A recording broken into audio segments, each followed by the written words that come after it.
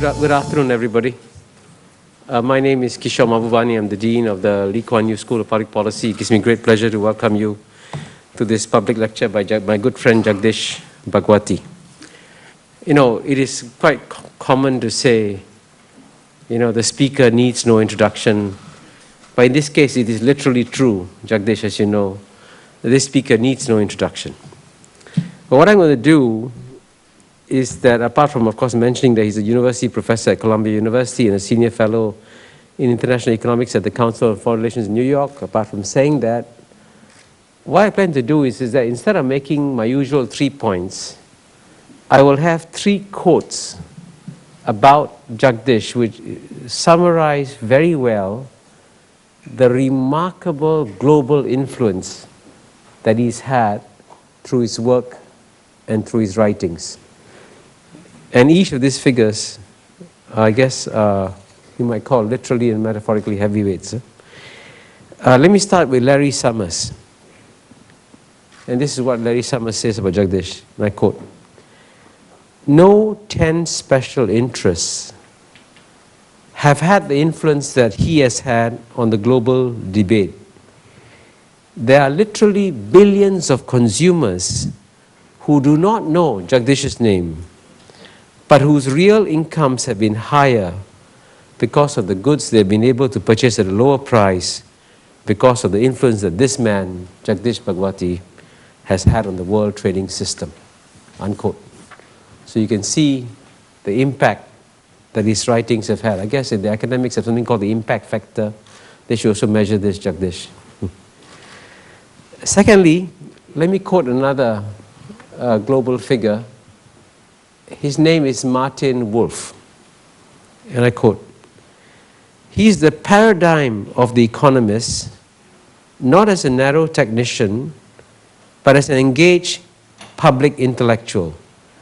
He speaks not just to economists, but to the world, and in doing so, he speaks not for special interests, but for economics itself. Jagdish has shown what a difference an economist of such stature and ability can make if he is prepared to write cogently and clearly for a popular audience. In a democracy, an argument is won not merely by being right, nor is it won by being stated just once. It is won by being repeated tirelessly, inexorably, and compellingly. Jagdish understands that repetition is the essence of persuasion. He has stood almost alone for decades in the struggle for a liberal trading system. He has persisted through illness and continued despite unpopularity. We owe him our thanks and our admiration. The world will be immeasurably poorer without him." End of quote from Martin Wolf. Now let me end with a final quote from one of his friends and colleagues, Arvan Panagria, and I quote, "Jagdish is more than his scientific accomplishments. Many of you here will know that he's perhaps the most prolific writer in public policy today. His op-ed articles like the one on globalization in the Wall Street Journal yesterday morning, in the Financial Times last month on Africa, and again the coming week, among literally the hundreds that he has written. He has written that professors best advance the public good when they act as a public nuisance. And his public policy books and articles show that he takes his own prescription quite seriously." Unquote. Now I can tell you that as we move into a world of great economic uncertainty, where indeed there are people who are now frightened of free trade and frightened of globalization, that the need for a public nuisance like Jagdish Bhagwati has never become greater, and this is why we are very happy to welcome you here. Jagdish, over to you.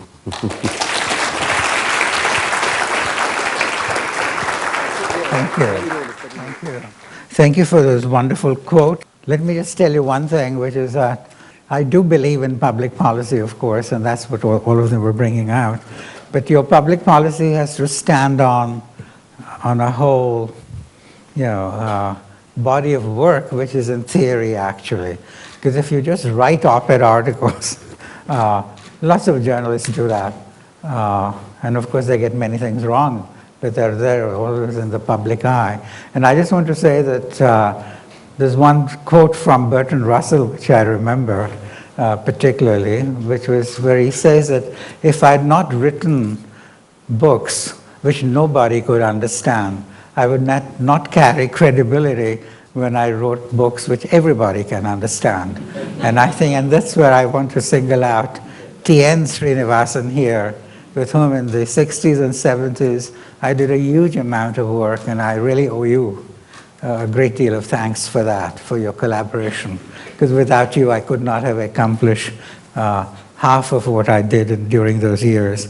But there's a connection which I think we need to draw between this. And once when I got an honorary degree from the largest Catholic university in the United States, the great big father, and you know how the church is often against free trade and so on, but when he was presenting me after the usual spiel by the economist over there about my economic accomplishments, he said to all the kids there, about 3,000 graduating, and he said, all of you will go out and run soup kitchens, you'll go to Africa, you'll go to a variety of countries and do a great deal of good work, which we have taught you to do.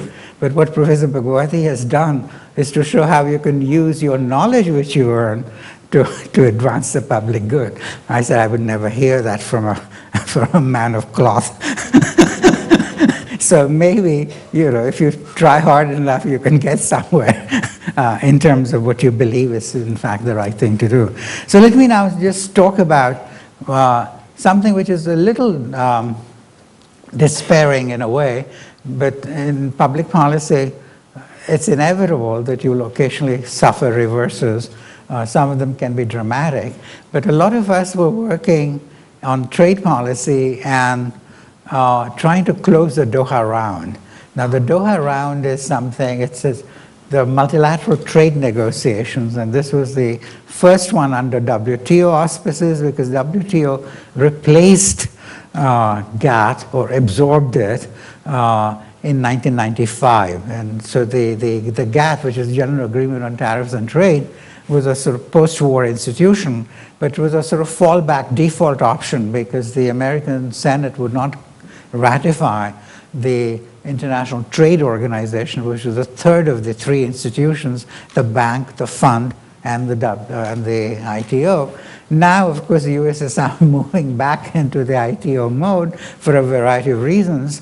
But at that time, since it was just a general agreement, I mean, for once the title conveyed what it was, by I think 29 countries or something, which has agreed to reduce trade barriers, and that was they didn't have very good institutional features the way international institutions go, and therefore the WTO was in a way an attempt at providing it with a proper institutional setup. Okay, so that's why it was called the World Trade Organization in '95. And so that is the time at which we managed to, so the WTO basically came in, and the first round of multilateral trade negotiations was in fact thought to be launched there. And in Seattle, and that was '99, that's when, as we say in New York, everything hit the fan. Everything is a euphemism, of course, as you know. If it was an evening lecture, I might have said it correctly. It's too early in the day. So there, it was unbelievable, because every group that was out there trying to undermine the WTO's Declaration of the Round, and the funny thing was that Michael Moore, not the mad one, but but your neighbor, New Zealand Prime Minister, and he was the WTO Director General, and he had been a trade union leader in his early youth, and he was sort of God's good man on this, and he was absolutely overwhelmed by the fact that the unions and everybody else was marching against basically him. Because he was the one trying to get the round going. So he was very, very concerned and very upset. But the point is, there was nothing he could do to control it. And he's a very energetic, dynamic guy. I don't know what he's doing now. I haven't seen. Oh no, he's in fact behind TPP. I'll bring him in, but he was behind Doha at that time, or at least a multilateral trade negotiation. And the reason why he's behind TPP is because he's New Zealand's ambassador to Washington. So if I ask him to talk about Doha, he says, no, I can't do that. He's given that up because as the ambassador, he's got to push TPP instead. And so he's very much in the game. But in my little book there, I point out a story about how when he was in New Zealand, sort of going in a car, there were lots of people with signs sort of saying, Michael Moore, hurts the poor, hurts, and so on. And then he couldn't take it anymore. So he got the car stopped and he got out and he said, Michael Moore eats the poor. And those guys were so taken aback before they could recover their wits. They got back into the car and got on. But he was, so the Seattle was a big Woodstock-like happening. And everybody was there militating against it. And so in the end, we could not get the ground floated. 2 years later, thanks to 9/11, one of the positive externalities, Bob Zoellick managed to use that and say we've got to affirm global values, democratic values against this attack on 9/11 on the United States, which is really an attack on the world trading system and capitalism and globalization. So he used that to advantage, and we got the round floated. And that was known as a Doha development agenda, because the way to do it was also to say, this is for development. And as an economist, I find that a bit strange, because the bright ones among the free traders, there are lots of idiots on our side too, but the bright ones among us don't think of trade as an end in itself. Trade is for something else, like removal of poverty, for development, whatever you want to define it. So to me, to say that this is going to be the first development round seemed to me to be a kind of setting the clock back in terms of intellectual clarity, because that was like saying previously it was all for I don't know what, just for its own sake or something. But anyway, it's known as DDA, Doha Development Agenda, and for short we call it the Doha Round. Okay, so that is something which for 10 years we tried to negotiate, and there were lots of reversals on the way. We came pretty close to closing it in 2003 in Cancun. At that time, the real bone of contention was that the developing countries, the major developing countries, there were about 22, I think G22 is what they were called, they said that the concessions made by EU and US were simply not credible. They were far too little. And at that time, both Pascal Lamy, who was EU commissioner, trade commissioner, and Zoellick, who was USTR, meaning the trade minister of the United States, got really mad as hell, because both of them were planning to get out of the existing jobs. And this would have been a great thing to have on their CV, the success of Doha, which they had been pushing. So they got really mad. Now, Pascal Lamy, of course, is a European, so he could take it in his stride a little bit. But Zoellick was, of course, a very proper, American imperialist. And he said, he literally forced Debres, who was the host in charge, the foreign minister of Mexico, and said, it was 5 days, I think. And the last day he told Debres, close the round, so we can take those bastards and tell them go to hell, right? Because they're not closing. It's never happened before. You always go into another 2 days or something and then do it. And in fact, he's rather temperamental, because, and this is one of the problems I'll come to a little bit later, and very quickly, don't worry, I'll share more Q&A.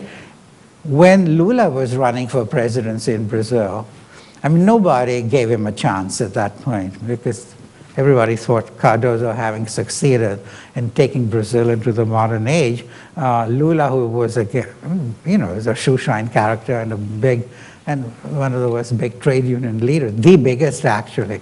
So he was naturally against trade.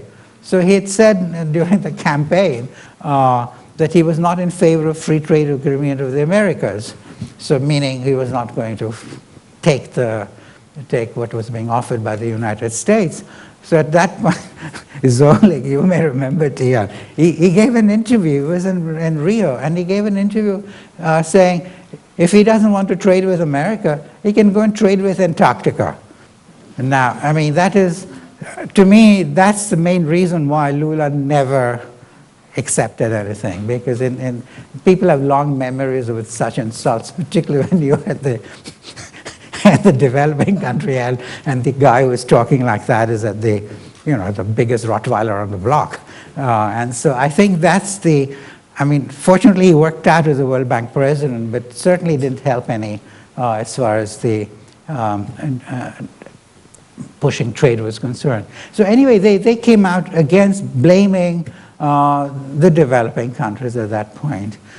Then we've had others, other negotiations. By the time of the last years, it was going to be 10 years, right, in November. And so many governments were worried. Not the United States government, I'll zero in on that in a moment. Lots of them were worried. In fact, Cameron and Merkel and found the Indonesians and the Turks and set up a special expert group of which I and Peter Sutherland were chairs to see how one could push Doha forward.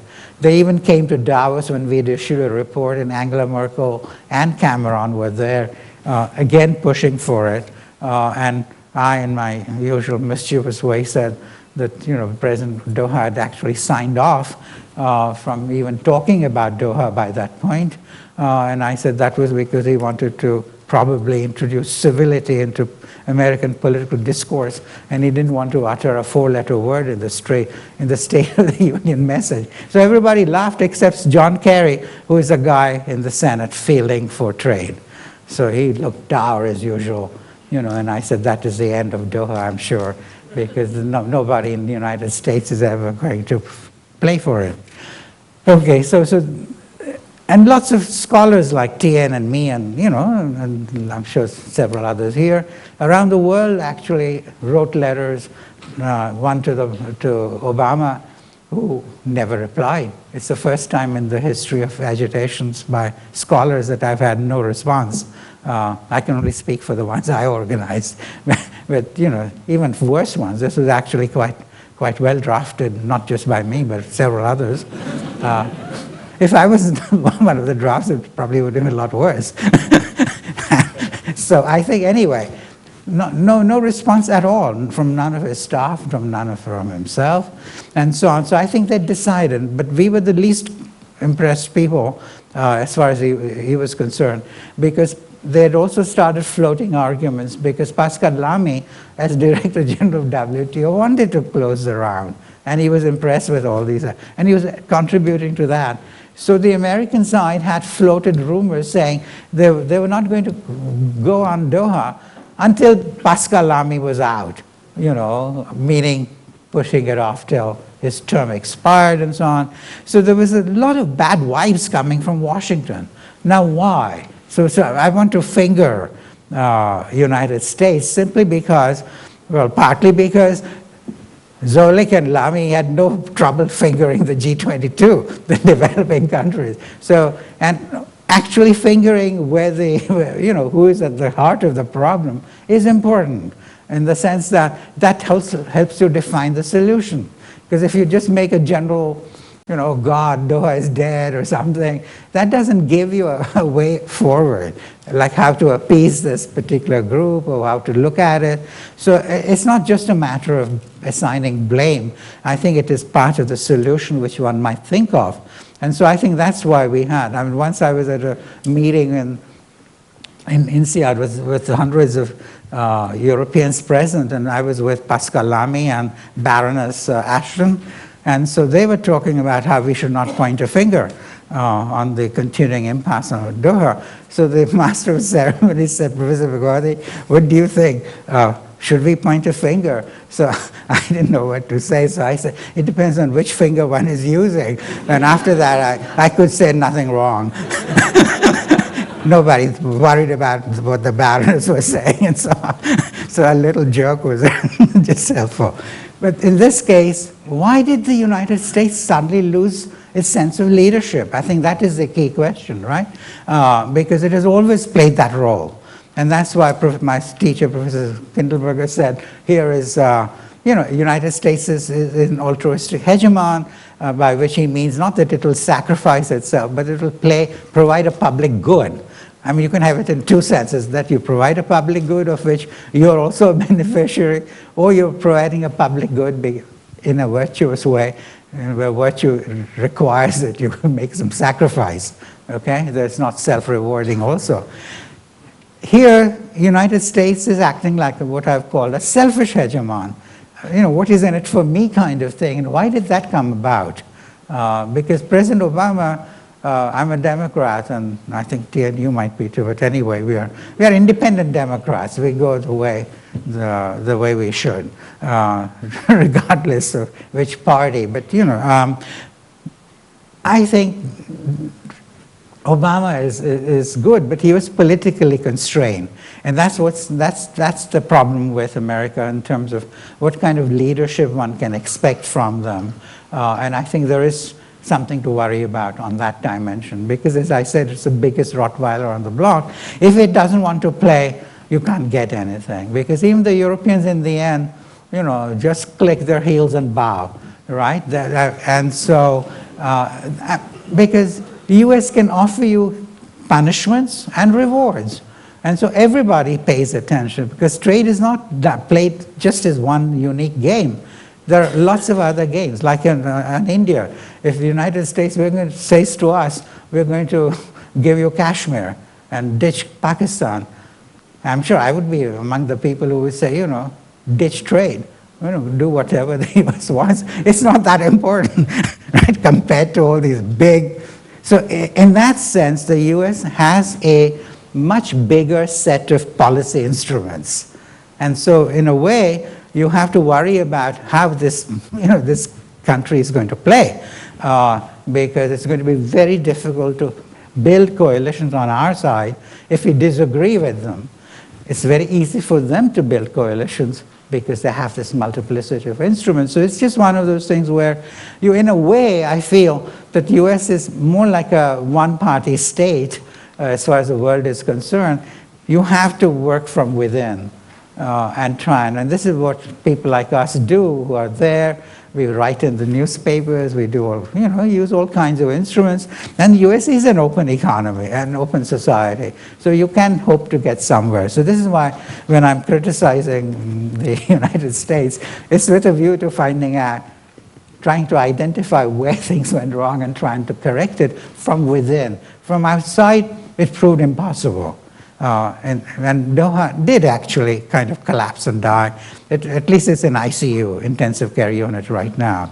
So what were the political constraints within the system is really what one has to look at. And there I think the problem was that the president came in. I was optimistic about the president because for 10 years he's been in the Chicago University and he was teaching in the law department, law school. And the law school has been captured by the economists, as you know. Law and economics is more economics than law at Chicago, okay? Thanks, and Posner, etc., Cass Sunstein. They could be economists. They've been completely captured by economic arguments. And way before that, Coase and all the, everybody there. So they were very pally with him. So I thought, that Obama couldn't have been exposed to Chicago economists for 10 years without having been corrupted by what we think. And when he went up, once I was testifying before Senator Dodd's committee, and Biden, in fact, was the chair, and Obama's seat was vacant because he was busy running around already for his campaign. And I said, I went up after the testimony and I said to Biden, I said, are you sure Obama is a real liberal? So I said, look, he's been in Chicago all this time, so he must have been obviously bitten by market economics and so on, and pro-trade and so on. And I said, when people complain about, his becoming a radical because he was going to that liberation church, I asked Biden, I said, do you know of any intelligent person who doesn't fall asleep during a sermon and therefore doesn't listen to it? So I said, he's been listening to economists and not to this radical guy. So I said, you're not going to get you're not going to get a real Democrat. You're going to get someone who's a pseudo Chicago. But he failed all good theories don't apply in the real world. And he wound up on the wrong side of the track. And that is because of the politics which evolved. Because when he came in, the unions, which had been written off by that time, because President Clinton had vanquished unions. He had not converted them.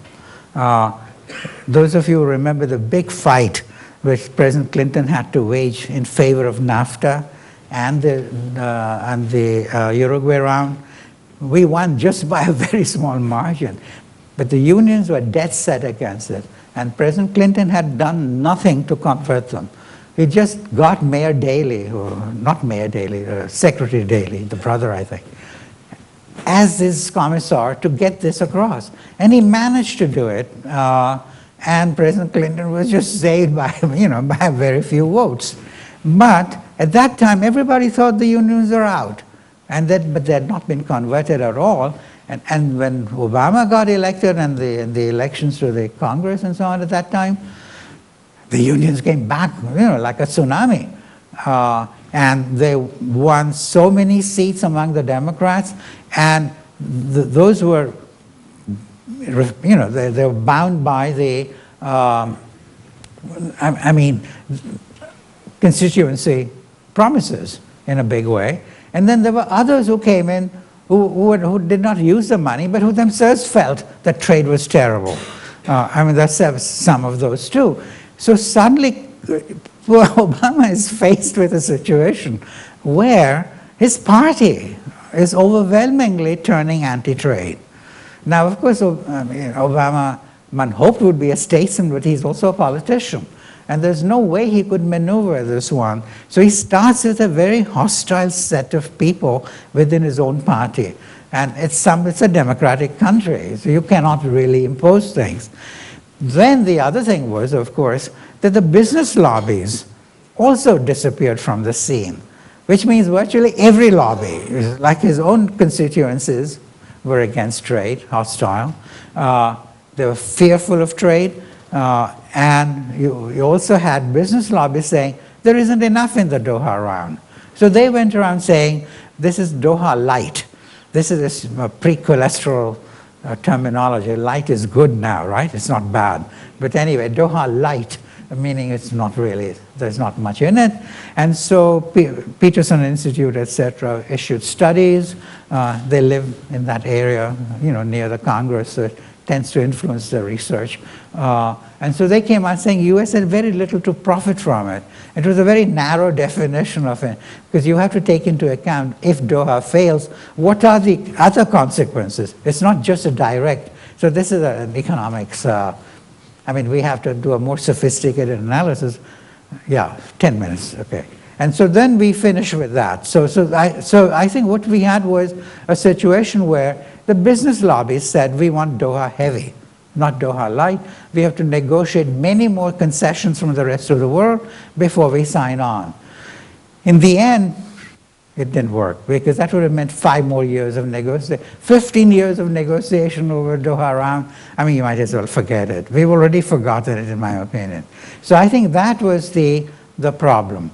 And I think in the end, Lamy tried to do what we have done with environmental negotiation, which is to declare victory when nothing has been accomplished.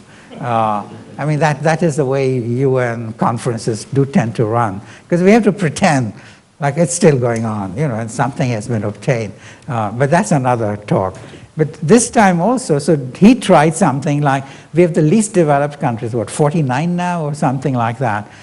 And we just do whatever little things we can for them, one-way free entry. So they were counting EBA, everything but arms by Europe. But EBA was given in 2000, which was a year before Doha was declared. So they were counting as part of the Doha, what we would settle for, something which was not even part of Doha. So it was death, but the Americans said, we won't even give you one-way entry as part of what you want for this, what I call Doha light and decaf, meaning just colored water. And they wouldn't give it outside of the Doha heavy.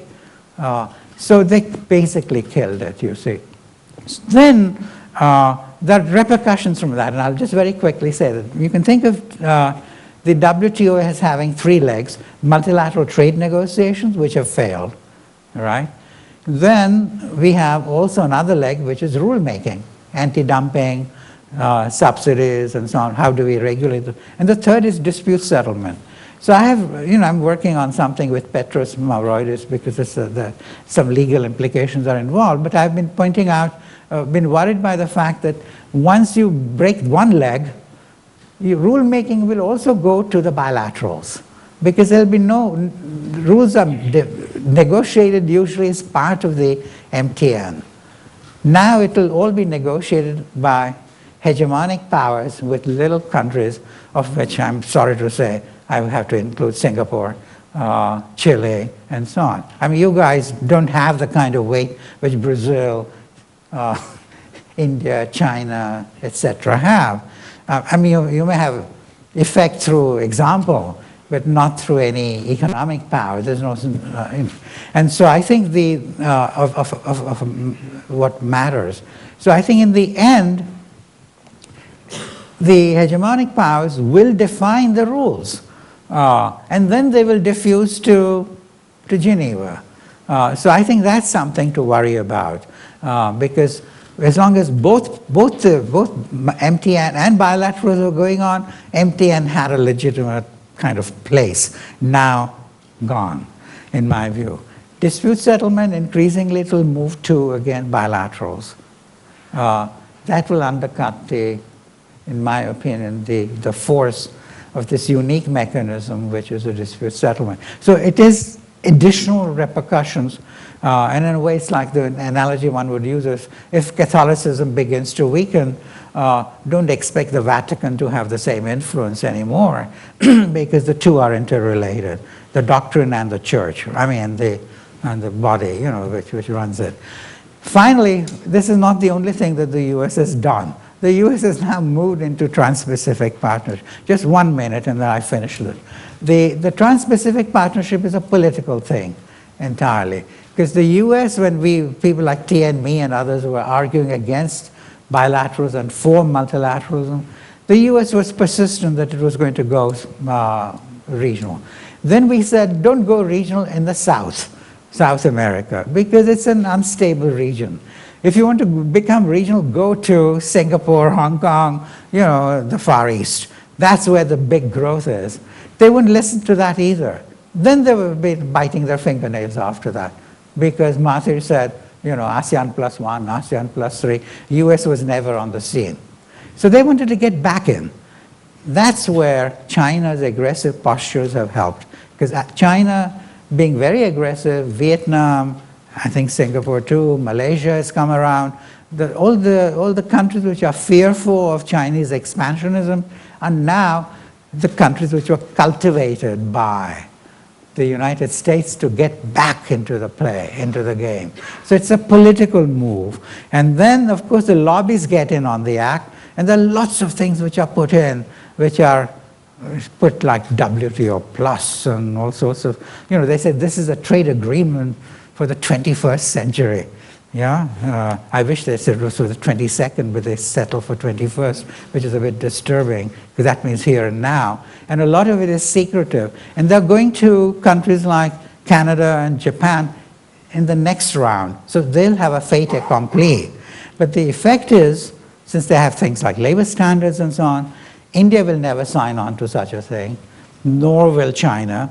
So what you're likely to see is a bifurcation of Asia into the US-led TPP with all these extraneous elements. I mean, I'm not in favor of pulling out fingernails of trade union leaders and so on. But, you know, we've written about how best to advance labor interests, not through trade treaties, but through other mechanisms.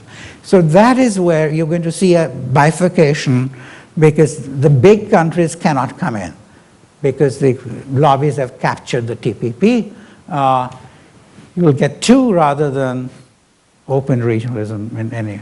Same thing has happened in South America, again under American leadership, or lack of it. Lula, etc., did not want labor standards, etc. So they've wanted an FTAA, which is more in their image. And the Americans have been pushing the NAFTA and the Andean Common Market people. That's another one, because those guys will sign on to anything. All right?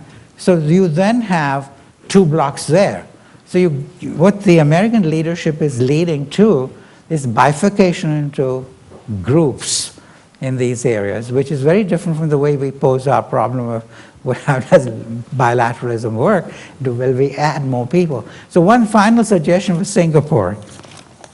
Faced with this, and Singapore is one of the culprit parties, I'm told, that they've really taken the lead in TPP on this. So maybe, you know, I mean, I just want to say this because I was just talking in Hong Kong, and Hong Kong is a pure multilateral. They want the world. They don't want all these little games on bilaterals and regionals and so on. So what should we do? In my opinion, you know, talking in terms of the second best, the least we should do is to say, to maintain open regionalism so other countries can join TPP, okay? And put it that way. We should say that all these trade unrelated items, labor standards and, you know, literally dozens and dozens of it, advanced IP standards, you know, we're called WTO plus sounds good. If you say WTO minus sounds rather bad, doesn't it? But WTO plus sounds, how could you be against anything that's a plus, right? And things like that. So there are huge numbers of these things which are in it. Fine, if Singapore likes it, let it sign on to it. But if you want to have open regionalism, you should then say, anybody who's willing to sign on trade, like on an agricultural trade or services trade, they should be free to join. But they shouldn't be required to sign on to all these other extraneous items. Because this is a bit like saying, I want to join a golf club, and I have to know how to play golf, or at least learn how to do so. But if you say, I've got to put on a suit, go to, you know, I mean, to church, along with all these other guys who might be religious, and so on and so forth. I mean, that's crazy, right? I mean, that's not open regionalism. So I think what you should do, because I don't think any important Asian country, including Singapore, would want the region to be divided into China, India, etc. on one hand, and then you guys on the other, because you're building yourself, you're just surrendering to the American demands on most of these things. Keep that out. I mean, if you want to sign on to it, do that. But no, you can't have an open regionalism if you're saying you've got to sign on to everything we sign on, and particularly when it's being negotiated right now with little in inverted commas, since I'm going to include Singapore, Vietnam, New Zealand, and it's not being negotiated with the big boys like Canada and Australia, and Canada and Japan. So that's itself a rather, you know, politically tactical thing on the part of the US, and I don't think the region should fall for that, because I think the region really has an interest in a unified trade system. Even if you can't do Doha at the world level, at least within your region you should have a more open regionalism, and this is calculated to kill it, the way it is formulated, the way it's developing. So that's my only request. Okay, thank you. You can tell that Jagdish knows everybody in this field of trade.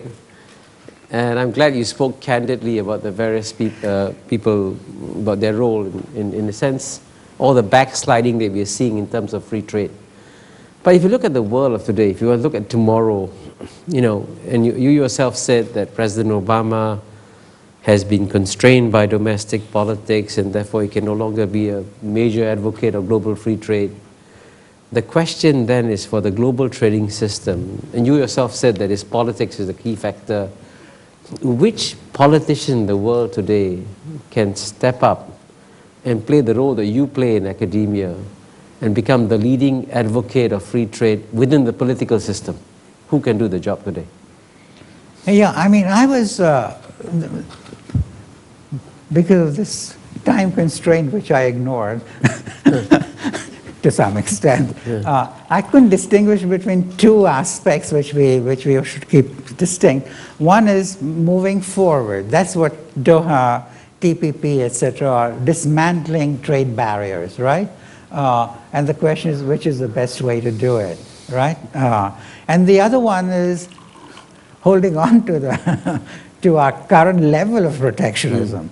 And that is, if you look at all the G20 statements, they're all about moving forward and a standstill on moving backwards, which, I mean, you can't, so on protectionism, we were more optimistic than on Doha, on moving forward. And it has turned out to be correct on Doha that we were, worries were justified. But protectionism, we were complacent because we thought the protectionism would not really bite, simply because of the three I's. The institution, namely the WTO, was there. It has set up roadblocks, so you couldn't freely raise trade barriers like in the 1930s. So it is a post-30s institution. So there are institutional obstacles. I mean, they're not perfect, but they're better than having nothing. So there are some rules, all right? So it's not like freestyle wrestling. It's a little closer to cricket, actually, now than it used to be. The second is ideas. And I think most people, economists, and I think even policymakers understand that the way to handle a macroeconomic crisis is not through trade policy. And that was, of course, what, I mean, Keynes had surrendered to that notion the other way. And Joan Robinson pointed out that if I raise my trade barrier to divert a limited, inadequate world demand to my goods, you could do the same to me, Anne. So in the end, it was, what Joan Robinson called beggar my neighbor policy. We'd both be more or less worse off. It's better to reflate the world economy. So I think in that sense, when you had your East Asian crisis, again, there was some pressure from from Washington not to use trade barriers, but there was also internal understanding on the part of leaders that this was really a mug's game to use trade policy. So I think those two I's were very important. So ideas and institutions, and then also the international economy, because, and this is something that's really important, which is that today the world economy is so interdependent that if I start playing that game, you will be able to retaliate much more. I mean, you'll be under equal pressure to do that, and you will really hurt me. So it's not just that you can play that game, which was point number 2, but point 3 is that you will play that game because the world economy is very interdependent. And this is why when the US goes after China, when it acts unilaterally, it gets immediate response from the Chinese. When we had Buy America policy, Canada immediately retaliated and so on. Where I like what President Obama has done right now, this morning or yesterday, I saw the thing about his taking a WTO case on Chinese tariffs. That is a good thing, because what he's doing is saying, we have a dispute settlement mechanism.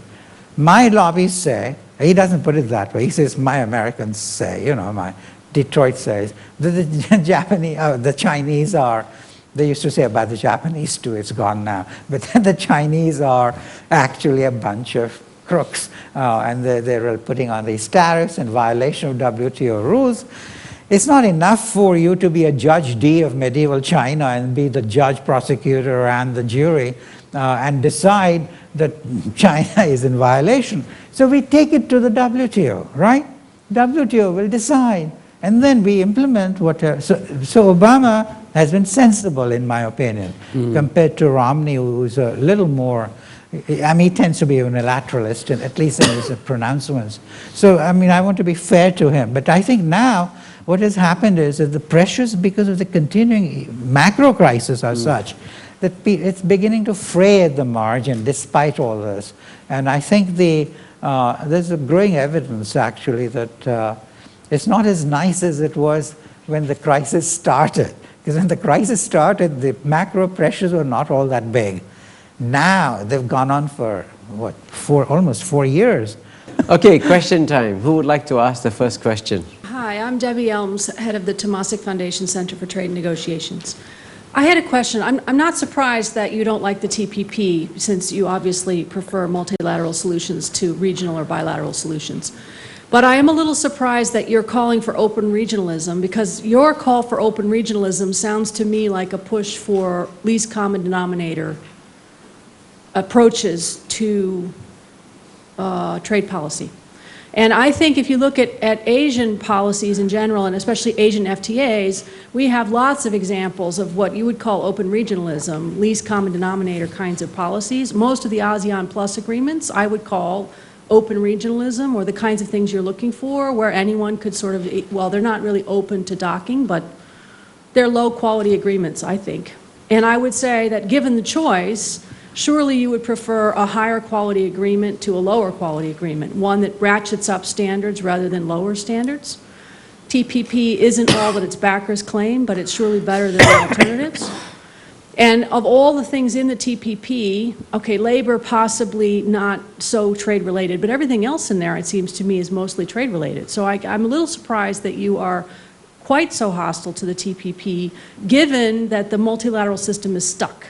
So you don't have a lot of alternatives. If multilateralism is stuck, you're left with regionalism. Wouldn't higher quality regionalism be better than lower quality regionalism? Yeah, it's a question what you mean by higher quality and lower quality. That's really what I was going after. When you have, I mean, like for developing countries, we have the enabling clause, right? So when you have developing countries doing it mainly, which is I think what you're referring to in this region, then you can do anything. There's really no rules. You can lower your tariff on my yo-yos by 5%, I can do it on your diesel engines by 10%, and there's nothing really in terms of quality. So it's like, you know, the justification is that we are poor countries and we need the freedom, right? But I mean, that freedom, I mean, well, there's a guy who shot himself in the foot and they was asked why. He said, I'm exercising my freedom. So I think we need constraints. So those are Article 24 type or some slightly modified constraints. And that's what many of us have been asking for, that if you're going to have the bilaterals, at least move them into a situation where poor countries should not be allowed to do whatever they want to, because there is very little theory which supports that that would be a good thing. So that is what we mean by higher quality there. But now when it comes to higher quality in the sense of labor standards, again, I mean, it's, you mentioned that, but there are lots like WTO plus, very high level intellectual property. I'll just mention one thing, which is now, this is of course where we say WTO plus. We know from in IP literature that the maximum IP protection is not the optimal protection, because for obvious reasons, if you need some IP protection, otherwise you won't invent. But if you have too much of it, other people can't stand on your shoulders and get the price. So that reduces the amount of creation of new knowledge. I mean, this is not our invention. This is IP lawyers and economists have written extensively about this. When we say, look, because of our lobbies who want the IP protection intensively, you know, they're putting in very demanding WTO plus, as they're called, things. So I'm just giving you some examples. So I think what we need to do is tell the US government, which is really pushing, because it's the US government is run by lobbies basically, and the president, etc., are supposed to be countervailing that in the national and international interest. That's a classic pattern. And that's begun to change now, because the Congress has become much more important in the United States, and so the president's problems have intensified. The extent to which he can actually exercise leadership is being constrained, but it's used to still some degree of freedom. But he has to then be able to we from outside, before we join into these things, have to be able to say, look, put everything you have on the table, because right now I've talked to many people in Washington, and they say we don't even know what's being negotiated. That was true in NAFTA also, where a huge takings clause was put under Article 11, which no one even knew about. It was negotiated privately, just to close the NAFTA negotiation with the Canadians, or the CAFTA, with the Canadians. So if you had more transparency, then the handiwork of these lobbies, which go beyond what we would consider to be optimal, would be more obvious. And then we could say, look, this doesn't really belong, we really don't want that. I mean, if you want it, fine. If Singapore thinks this is good for, if Singapore disagrees and thinks we must have more intellectual property, you can sign on to it.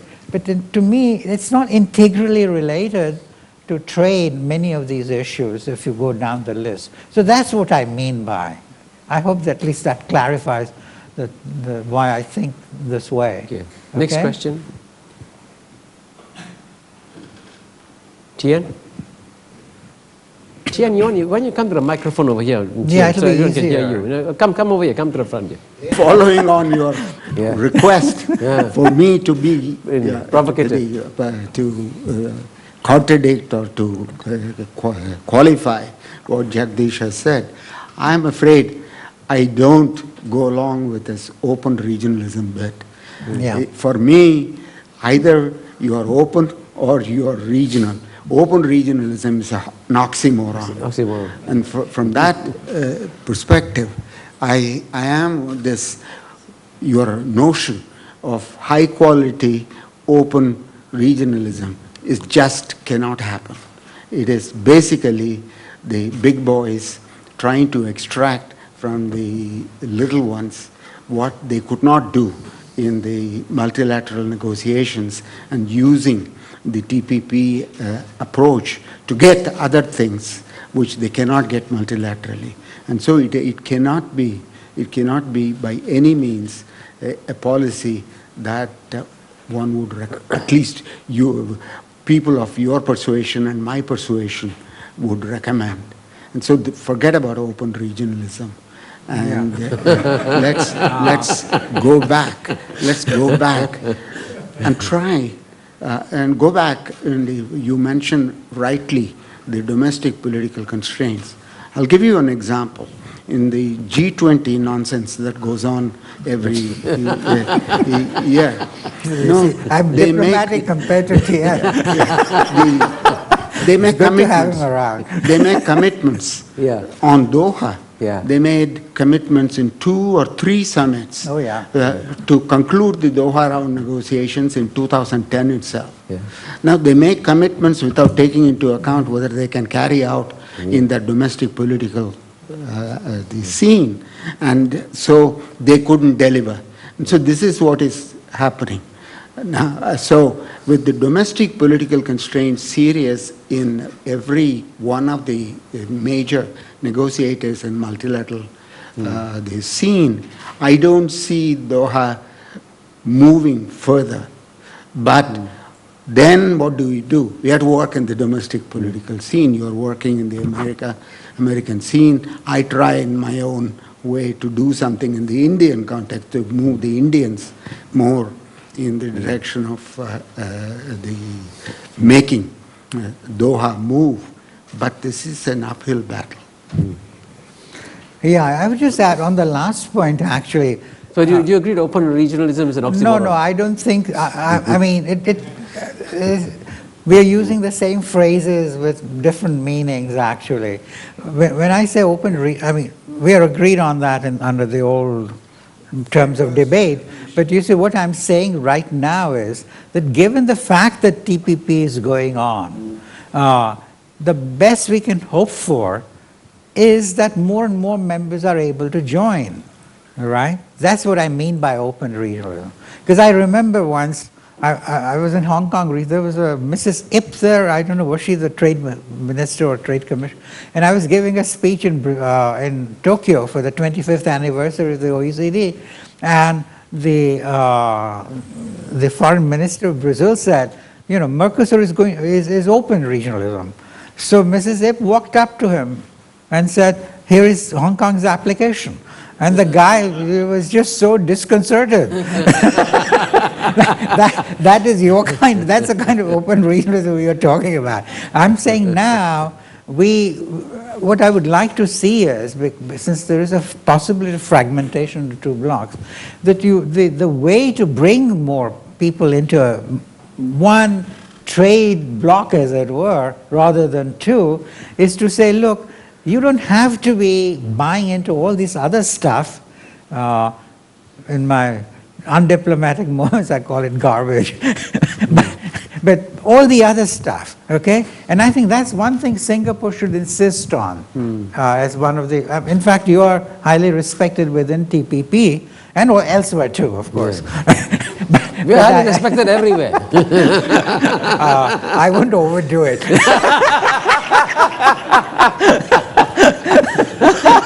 So I think the Singapore and your ambassador is a brilliant diplomat in Washington. Yeah. She's retired. She's a permanent ambassador. She's leaving. She's coming back in 1 week. She's been there about 25 years or something. You know, she's so good. She tried for 16 years to change US policy. Nobody can. So I think what you ought to say is, we must have complete transparency. Like, what are your lobbies asking for?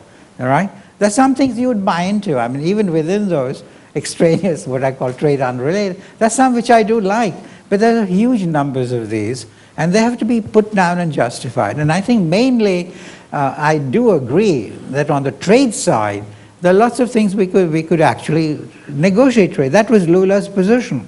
We should negotiate the trade part.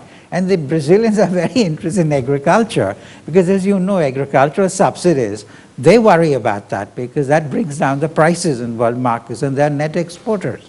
All the Keynes Group countries are net exporters. So they don't want subsidies by EU, etc., you see. So they want those down. But you see, if it is an export subsidy, which we've agreed under in Hong Kong to remove, so Doha has had some gains, actually, if you carry it through. That can be negotiated bilaterally, because they can just negotiate with EU, right? So the bilateral will do it for them. I'm not saying it's desirable to do it, but you take a production subsidy. A production subsidy means it's on production. You can't differentiate between different buyers. So they understand that only multilateral negotiation can do the job as far as removing production subsidies is concerned. So the Brazilians have always been interested in agriculture and therefore in Doha, right? So different countries have different implications. But it seems to me that these are the kinds, so trade in services, agriculture, manufacturers, those are legitimate things. But when you start going beyond that into a variety of other things, your expropriation rights, you know, which dispute settlement do you use? I mean, there's a whole laundry list, actually. The best way to find out, since you're in this region, is to go back and look at the Structural Impediments Initiative on Japan. There are over 250 items on which we wanted them to change. That's the kind of thing you're going to deal with. Every lobby gets in on the act. If Jane Fonda goes and tells the USTR that we must get Kishore to do morning exercises, and that should be part, and then to her tapes, that will become a TPP issue, all right? It will be built in. And that's been happening on bilaterals. You take a US-Mexico treaty, half of it is on rules of origin. The other half is, you'll be astonished what kinds of things get in. Because we economists don't have that kind of mind to look at the fine print. It's the lawyers who get down and put it all in, and lawyers are the lobbyists, you see. So that is, you have to be a bit careful, that's all I'm saying, right? Before I'm happy to exercise with Jane Fonda, though. Next question. Professor, two questions. First one... Can you just identify yourself? Oh, sorry. Rohan Thakur, businessman. Two questions. One would be, for us in the real practical world of business, we'd love to understand your perspective on what principles should shape the US-China trade policy. There's so much rhetoric around it. There's so much noise about it. Neocons, trade policy, cars, like you said today. There's so much random noise. But what would be, from your perspective, the principles that should shape the US-China trade policy? Because it has such far-reaching implications and sets the tone in many ways. That's one question. The second one being, the BRIC nations now, Brazil, Russia, India, China, are beginning to have a dialogue about trade increasingly among themselves. Help us understand from your perspective, how would you see it play out, and what role they can play, to Kishore's point about having a global dialogue on trade. So, gosh, I don't know where to begin. US-China. US-China, I think I'll just make one simple point, which I think will help you. It won't answer everything, but one problem has been, as Martin Wolf and others have focused on, and Paul Krugman, is the imbalances, all right? I've always felt this was exaggerated in the sense that if you go behind the exchange rate and look at what's actually happening, I've always been optimistic that both India and China of course has many more reserves, would not be happy just holding the damn things and now today earning hardly anything because the interest rates are so low that they have so much demand for infrastructure.